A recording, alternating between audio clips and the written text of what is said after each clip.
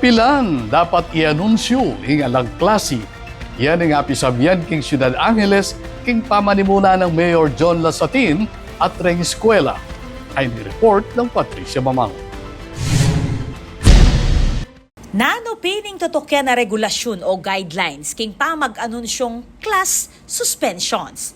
Inyang Lunes, July 7, genapan ning matagumpeng konsultasyon apeni muna ning Angeles City Government kasan metong reng school administrators, tubod na reng universidad at opisyal ning Angeles City Association of Private Schools.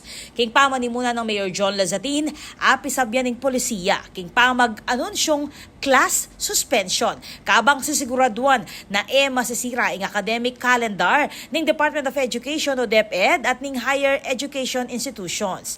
Keti, salamat siya i-Systems Plus College Foundation EVP Happy Bustamante kang Mayor Lazatin. Uling mididinan kanong ulaga ing boses na ring pribadong eskwela. Kera kalan kanu kareng private colleges king syudad at inang modernong pasilidad at air-conditioned classrooms. Bang komportable lang mabiyasa, reng magaral, mapaliman o mauraning panahon.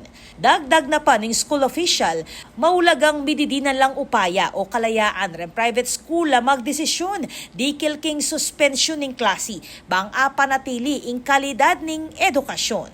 Dinikdik na namang Mayor Lazatin ing ulagan ning kaligtasan na reng estudyante pero sinabi na niti ing pamangailangang isundo ing karelang edukasyon. Sabi ng Mayor John, dapat balansi ing diskarte, safe la reng magaral pero balaos lang mababiyasa.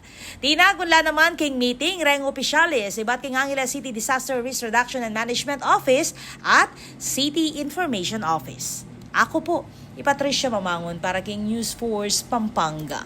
Balitang tutuking balen, susuyo.